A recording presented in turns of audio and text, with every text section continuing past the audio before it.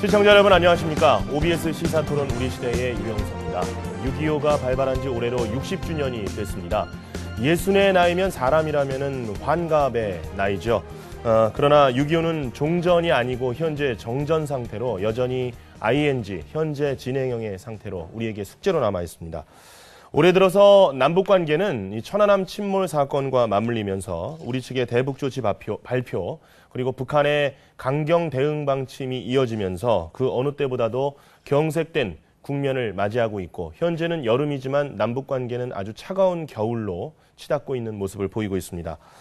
남북교류 협력 사업이 그동안 계속되는 와중에서도 서해 교전 그리고 핵실험, 장거리 미사일 발사 같은 돌발 악재가 거듭되면서 남북관계는 겉으로는 평화로워 보이면서도 속으로 난항을 거듭해 온 것이 사실입니다. 여기에 대해서 의견도 분분합니다. 강경론과 또 단절된 소통 창구부터 열어야 한다라는 온건론을 중심으로 정치권과 학계 모두 치열한 대립 양상을 보이고 있는데요. 오늘 시사토론 우리시대에서는 6.25 한국전쟁 발발 60주년을 맞아서 남북관계의 바람직한 길이 무엇인지 정치권 그리고 정문과 패널을 모시고 진단해보고 토론하는 시간을 마련했습니다. 자, 먼저 오늘 함께해 주실 분들 소개를 해드리겠습니다. 한나라당의 황우여 의원 그리고 인권포럼 대표를 맡고 계십니다. 자리해 주셨습니다. 감사합니다. 안녕하십니까. 네, 그리고 맞은편에 민주당 강창일 의원께서 나오셨습니다. 반갑습니다. 네, 안녕하세요. 강창일 현재 의원입니다. 국회 독도수호 특별위원회 위원장을 함께 역임하고 계시죠.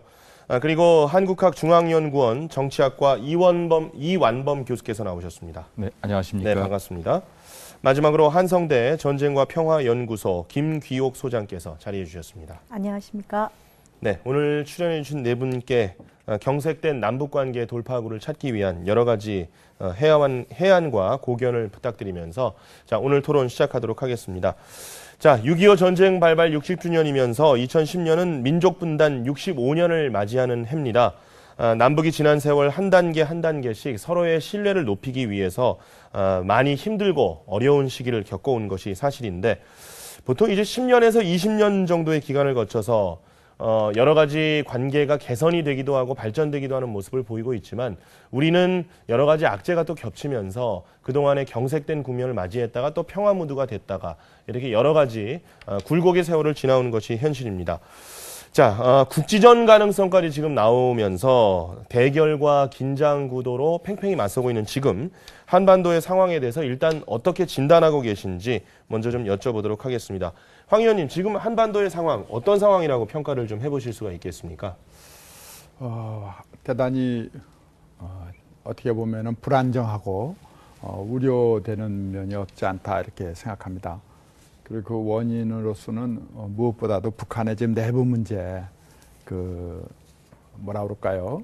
그 북한 체제에 어떻게 그 후로 연결되느냐, 김정일 건강 문제와 맞물리는 네. 그러한 부분에 있어서 관심이 모아지고 또 국제적으로도 또 핵 문제가 아직 있기 때문에 이러한 내외의 여건상의 북한에서 나오는 여러 가지 불안 요인이 한반도 전체를 감돌고 있는 것이 아닌가 이렇게 일단 보고 있죠. 네.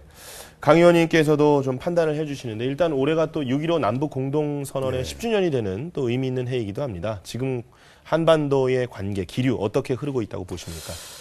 일단은 참 10년 전에 우리가 6.15 정상회담을 통해서 이 평화, 화해 협력, 그 통일의 이 기틀을 그 돌담을 하나둘씩 쌓아 나갔는데 참 언제부터인가 MB 정권이 들어서 난 다음에 이 대북 강경 기조 또 거기에 아주 감정적 대응을 하고 또 북은 북대로 또 강경 대응하는 속에서 이제 급기야는 이 천안함 사태까지 와버렸습니다.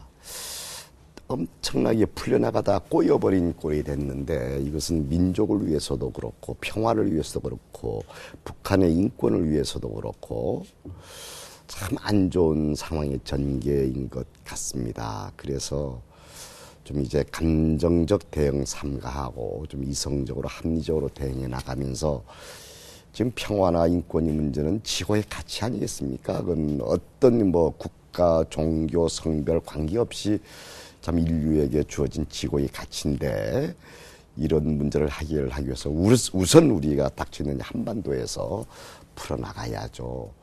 좀 제발 이 북한도 그렇고 한국 정부 당국도 자중자애하면서 큰 가치, 보편적 가치를 향해서 좀 노력들을 해줘야 되겠다 이런 식의 생각을 하고 있습니다. 네. 남과 북이 주체가 돼서 양자 간에 풀어나갈 숙제들이 참 많은 것 같은데요. 이 교수님께서는 지금 현재 상황 어떻게 진단하고 계십니까? 저는 이제 분단 65주년이 된 지금의 시점에서 남북 관계는 평화로 가고 있다고 생각합니다. 네. 큰 국면에서 보면 이 평화와 교류 협력이 계속 심화되는 그러한 과정이었습니다. 그러다가 이제 천안함이 발생됐는데요.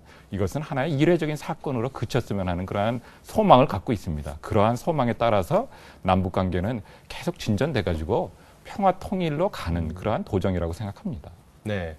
그러니까 뭐 전체적인 그 기조의 분위기는 역시 뭐 교류와 화해의 방향으로 계속해서 가고 있는 것이다. 이렇게 네. 진단을 해주셨어요.